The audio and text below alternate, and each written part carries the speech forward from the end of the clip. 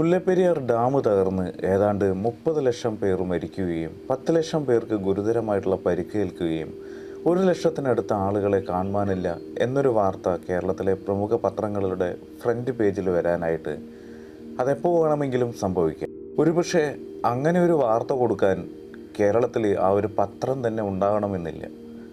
പ്രളയം വന്ന് ഇടുക്കി ഡാം തുറന്നു വിടുമ്പോൾ ചെമ്പല്ലികൾക്ക് മനോരമ റൂട്ട് മാപ്പ് വരച്ചു കൊടുക്കുന്നത് പോലെ ഈ വരച്ചു കൊടുത്തതുപോലെ ഒന്നും ആവില്ല കുത്തി ഒലിച്ചു വരുന്ന വെള്ളം അതിന് തോന്നുന്ന രീതിയിൽ 6 ജില്ലകളെ എടുത്ത് അറബിക്കടലിലേക്ക് കളയുമെന്നുള്ളതാണ്. പിന്നെ അറബിക്കടലിൽ കിടന്ന് അയ്യോ പൊത്തോന്ന് നിലവിളിച്ചിട്ടും കാര്യമില്ല. കാരണം നമ്മൾ തുണിക്കും എന്തിന് ഉപയോഗിക്കുന്ന വസ്ത്രത്തിനും വണ്ടിക്കും എന്ന് വേണ്ട നമ്മൾ ഉപയോഗിക്കുന്ന എല്ലാ സാധനങ്ങൾക്കും ഒരു എക്സ്പയറി ഡേറ്റ് കൊടുക്കാറുണ്ട്.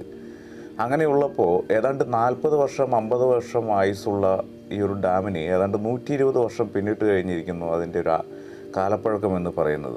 ഉദാഹരണമാണ് BMBC നിലവാരത്തിൽ പണി ചെയ്തിട്ടുള്ള റോഡുകളും 4 അടി കനത്തിൽ കോൺക്രീറ്റ് ചെയ്തിട്ടുള്ള പാലങ്ങളും ഒക്കെ തന്നെ 6 മാസത്തിനുള്ളിൽ പണി കഴിഞ്ഞ് 6 മാസത്തിനുള്ളിൽ പൊളിയുന്ന ഈ നാട്ടിൽ ശർക്കരയും ചുണ്ണാമ്പും ചേർത്തുണ്ടാക്കിയിട്ടുള്ള ഈ ഒരു മുല്ലപ്പെരിയാർ ഡാം എന്ന് പറയുന്നത് ഏതാണ്ട് അതിൻ്റെ ആയുസ്സും കഴിഞ്ഞ് 126 വർഷം പിന്നിട്ടിരിക്കുന്നു എന്നുള്ളതാണ്.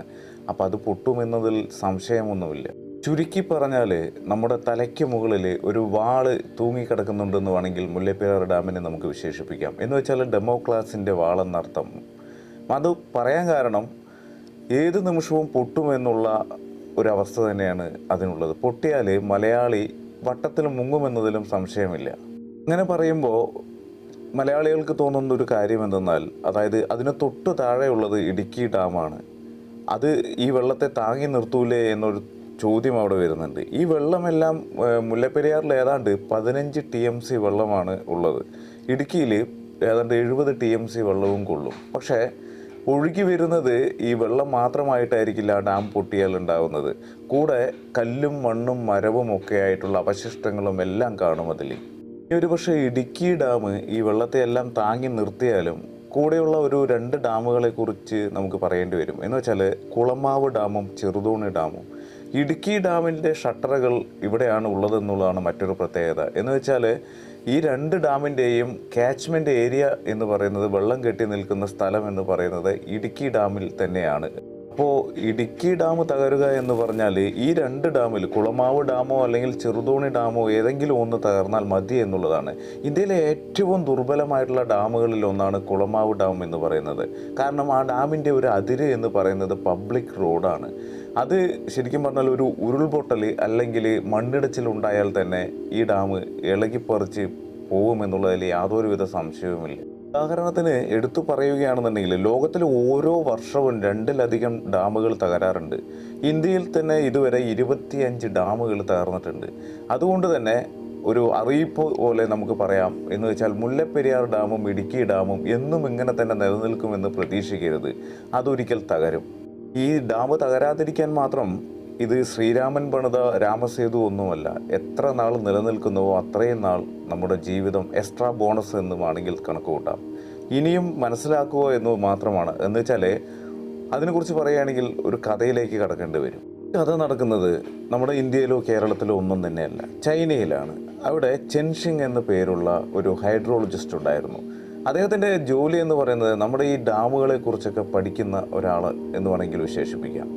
അദ്ദേഹം ഹെനൻ പ്രവിശ്യയിലുള്ള ബാങ്കിയാവോ ഡാമിനെ പറ്റിയിട്ട് വിശദമായ ഒരു പഠനം നടത്തുകയും അതിനുശേഷം അദ്ദേഹം ചൈനയിലുടനീളം പറഞ്ഞു നടന്നു ആ ഡാം പൊട്ടുമെന്ന് പ്രസംഗിക്കുകയായിരുന്നു അദ്ദേഹം. ചെൻഷിങ്ങിൻ്റെ ഈ പ്രസംഗത്തെക്കുറിച്ച് ചൈനയിലെ ആദ്യം ജനങ്ങളെല്ലാം തന്നെ പരിഹസിക്കുകയാണ് ഉണ്ടായിരുന്നത്. പിന്നീട് ജനങ്ങൾ ഇയാൾക്ക് വട്ടാണെന്ന് പറയുകയും ചെയ്തു.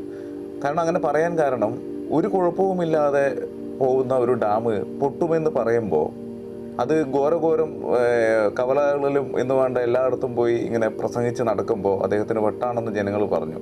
ചൈനീസ് ഗവൺമെൻറ് തന്നെ അദ്ദേഹത്തെ പുച്ഛിച്ച് തള്ളി എന്നുള്ളതാണ്.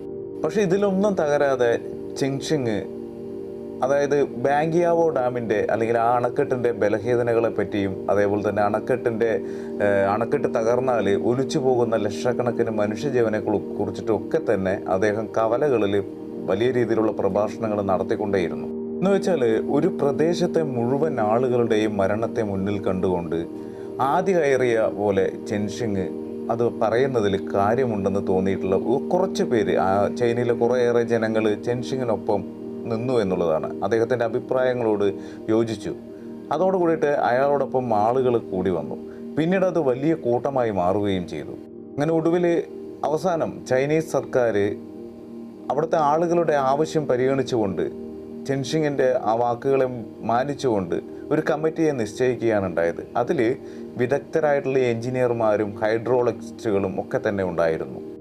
അങ്ങനെ ബാങ്ക്യോ ഡാം സന്ദർശിക്കാൻ വേണ്ടിയിട്ട് ചൈനീസ് ഗവൺമെൻറ് നിശ്ചയിച്ചിട്ടുള്ള എഞ്ചിനീയർമാരും ഹൈഡ്രോളജിസ്റ്റുകളും എല്ലാവരും പാടെ ഡാം സന്ദർശിച്ചു. അങ്ങനെ അവരുടെ പരിശോധനയിൽ ഡാമിന് ബലക്ഷയമൊന്നും ഉണ്ടെങ്കിലും കൂടിയിട്ട് അത് തകരാൻ സാധ്യതയില്ലെന്നും അത് തകർന്നാൽ തന്നെ ബാങ്ക്യാവോ ഡാമിൻ്റെ താഴെയായിട്ട്, അതായത് മുന്നിലായിട്ട് അണക്കെട്ടിന് മുന്നിലുള്ള ബാങ്ക്യോ ഡാമിൻ്റെ അണക്കെട്ടിന് മുന്നിലുള്ള 61 ചെറിയ ഡാമുകൾ ബാങ്ക്യോ ഡാമിലെ വെള്ളം മൊത്തത്തിൽ താങ്ങിക്കൊള്ളുമെന്നും അതിനാൽ തന്നെ മനുഷ്യർക്ക് യാതൊരുവിധ അപകടവും ഉണ്ടാവില്ലെന്നും റിപ്പോർട്ട് കൊടുക്കുകയാണ് അത് പരിശോധിച്ച എഞ്ചിനീയർമാരും അതേപോലെ തന്നെ ഹൈഡ്രോളജിസ്റ്റുകളും ചെയ്തത്.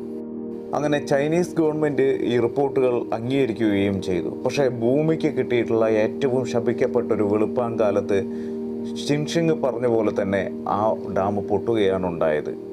എന്ന് വെച്ചാൽ അത് പൊട്ടിയ ഒരു അനുഭവത്തെക്കുറിച്ചിട്ട് ഒരാൾ വെളിപ്പെടുത്തിയത് പ്രകാരമായിരുന്നു. അതായത് ആകാശം പൊട്ടി താഴേക്ക് വീഴുകയാണോ എന്നാണ് ആദ്യം അദ്ദേഹം കരുതിയത്. കാരണം അദ്ദേഹം രക്ഷപ്പെട്ട ഒരാളായിരുന്നു അത്. അപ്പോൾ ചരിത്രത്തിൽ അദ്ദേഹത്തിൻ്റെ വാക്കുകൾ ഇങ്ങനെയാണ് സൂചിപ്പിച്ച് വെച്ചത്. അതായത് ആകാശം പൊട്ടി താഴെ വീഴുകയാണ്, എന്താണ് സംഭവിക്കുന്നതെന്ന് പോലും അറിയാൻ കഴിയാത്തൊരു അവസ്ഥയായിരുന്നു എന്നാണ് പറയുന്നത്. വെച്ചാൽ ബാങ്ക്യോ ഡാം പൊട്ടിയപ്പോൾ അതായത് ഇരച്ചെത്തിയ വെള്ളം, ആ വെള്ളം 61ാമത്തെ ആദ്യത്തെ ഡാമിനെ പൊട്ടിക്കുകയാണ് ഉണ്ടായത്. അങ്ങനെ ആ ഡാമിലെ വെള്ളവും ഈ ബാങ്ക്യോ ഡാമിൽ നിന്ന് വന്നിട്ടുള്ള വെള്ളവും എല്ലാം കൂടി ഇരച്ചെത്തിയിട്ട് ഏതാണ്ട് 60 ഡാമുകളെയും തകർത്തു എന്നുള്ളതാണ്. ഏകദേശം 2.5 ദശലക്ഷത്തിലധികം മനുഷ്യർ ഒറ്റയടിക്ക് കാലിയായി തീർന്നു എന്നുള്ളതാണ്. ആലോചിക്കണം. എന്ന് വെച്ചാൽ ആ ഒരു പ്രദേശത്തെ അതിഭീകരമായിട്ടുള്ള ഈ ഒരു ഡാമിൻ്റെ തകർച്ച മൂലം, അതായത് അന്ന് രക്ഷപ്പെട്ടത് ഏതാണ്ട് 23,000 പേര് മാത്രമായിരുന്നു രക്ഷപ്പെട്ടത്. അതും ഈ പറഞ്ഞു വന്ന പോലെ ഒടിഞ്ഞു വീഴാതിരുന്ന വൃക്ഷങ്ങളിൽ പിടിച്ചും അതേപോലെ തന്നെ ഒരു നിലം പൊത്താതെ നിന്നിട്ടുള്ള ബിൽഡിങ്ങുകളുടെ മേലെ കയറി നിന്നുമൊക്കെയാണ് 23,000 പേര് എന്ന് പറയുന്ന ആ ഒരു ജനസമൂഹം അവിടെ രക്ഷപ്പെട്ടത്. ഈ ഒരു സംഭവത്തിന് ശേഷമാണ് ചൈനീസ് ഗവൺമെൻറ് ഉണർന്ന് പ്രവർത്തിക്കാൻ തന്നെ തുടങ്ങിയത്.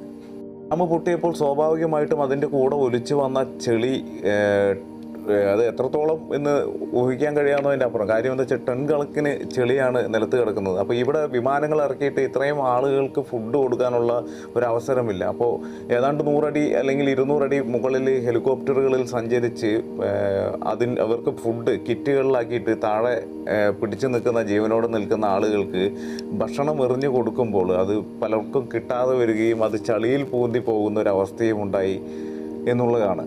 പിന്നെ ദാഹിച്ച് വലഞ്ഞ ജനങ്ങൾ കുടിവെള്ളം പോലും കിട്ടാതെ അവിടെയുള്ള ചെളിയിലുള്ള വെള്ളങ്ങളെല്ലാം കുടിക്കുകയും മാത്രമല്ല ഈ പറഞ്ഞ പോലെ സഹിക്കവയ്യാതെ, വിശപ്പ് സഹിക്കവയ്യാതെ അപ്പനെന്നോ അമ്മയെന്നോ കൂടപ്പിറപ്പെന്നോ നോക്കാതെ ശവശരീരങ്ങൾ തിന്നുകയും ഒക്കെ ചെയ്തു എന്നുള്ളതാണ്. പിന്നെ നല്ല ഒരു കുടിവെള്ളമോ ഒന്നുമില്ലാതെ ഭക്ഷണമൊന്നുമില്ലാതെ ശവശരീരങ്ങൾ തിന്ന് ജീവിക്കേണ്ടി വന്ന ആ രക്ഷപ്പെട്ട 23,000 പേരും മാറാ രോഗങ്ങൾക്ക് അടിമയായിട്ട് അവരും ഈ പറഞ്ഞ പോലെ അഴുകിത്തീർന്ന് മരിക്കുകയാണ് ഉണ്ടായത്. അപ്പോൾ ഈ ഒരു കാര്യം എന്ന് പറയുമ്പോൾ മുല്ലപ്പെരിയാർ പൊട്ടിക്കഴിഞ്ഞാൽ ഏതാണ്ട് ഹിരോഷിമയിലും നാഗസാക്കിയിലും ഇട്ട അണുബോംബിൻ്റെ ഏതാണ്ട് 10 ഇരട്ടി പ്രഹരശേഷിയാണ് പറയുന്നത്. അപ്പോൾ നമ്മളൊന്ന് ആലോചിക്കണം എത്രത്തോളം അടിച്ചു തുടച്ചത് അറബിക്കടലിലേക്ക് പോകുമെന്നുള്ളത്. ഞാനിത് പറയാൻ കാരണം കഴിഞ്ഞ ഏതാണ്ട് കുറേയേറെ വർഷങ്ങളായിട്ട് കേരള ജനതയ്ക്ക് വേണ്ടിയിട്ട് കോടതിയിൽ ഈ ഒരു കേസ് വാദിച്ചുകൊണ്ടിരിക്കുന്ന അഡ്വക്കേറ്റ് റസൽ ജോയി, അദ്ദേഹത്തെ ഞാൻ ശരിക്കും പറഞ്ഞാൽ ഇപ്പോൾ നമ്മൾ നേരത്തെ പറഞ്ഞ കഥയിലുള്ള പോലെ ചൈനയിലെ ചെൻഷിങ്ങിനെ പോലെയാണ് ഇവിടുത്തെ ആളുകൾ കാണുന്നത്. ഇത് അദ്ദേഹം മീഡിയയിലൂടെയും അല്ലെങ്കിൽ അദ്ദേഹത്തിൻ്റെ ജീവിതത്തിൻ്റെ ഒരു ഭാഗമാക്കി മാറ്റി ഇതിനു വേണ്ടി പ്രവർത്തിച്ചുകൊണ്ടിരിക്കുന്ന ഒരാളാണ്. അദ്ദേഹം ഇത് പറയുമ്പോൾ അതാരും മുഖവിലയ്ക്ക് എടുക്കുന്നില്ല. അപ്പോൾ ചൈനയിലെ ആ ഒരു പഴയ കഥ അവിടെ നിൽക്കട്ടെ, നമ്മുടെ ഇവിടുത്തെ പുതിയ കാര്യങ്ങളൊന്ന് ചിന്തിച്ച് നോക്കിയാൽ മതി. നമ്മുടെ കൊച്ചു കേരളത്തിൽ ഈ സംഭവിക്കാൻ പോകുന്നത് ഇതുതന്നെയാണ് എന്നുള്ളതാണ് മുല്ലപ്പെരിയാർ ഡാമിൻ്റെ കാര്യത്തിൽ. ചുരുക്കി പറഞ്ഞാൽ ഡെമോക്രാസിൻ്റെ വാളെന്ന രൂപത്തിൽ മുല്ലപ്പെരിയാർ ഡാം നമ്മുടെ തലയ്ക്ക് മുകളിൽ ഇങ്ങനെ തൂങ്ങിക്കിടക്കുന്നുണ്ട്. നാളെ ഒരു പക്ഷേ ഇതുപോലെ നമ്മുടെ ഒരു കഥ വേറൊരു രാജ്യത്ത് നിന്ന് ഇതുപോലെ പറയേണ്ടി വരും. ചൈനയിലുള്ള ബാങ്കിയോ ഡാം തകർന്നപ്പോൾ നമ്മൾ കഥ പറഞ്ഞു. ഇപ്പോഴും നമ്മൾ പറഞ്ഞുകൊണ്ടിരിക്കുന്നു അവിടെ അങ്ങനെ ഒരു ദുരന്തമുണ്ടായി എന്നുള്ളത്. എന്ന് പറയും പോലെ നാളെ കേരളത്തിൽ ഇത് സംഭവിക്കുമ്പോൾ മറ്റു രാജ്യക്കാർ ഇത് എടുത്തു പറയും ഒരു കഥ പോലെ. അങ്ങനെ ഒരു അവസ്ഥ ഉണ്ടാവാതിരിക്കട്ടെ എന്തു തന്നെയായാലും.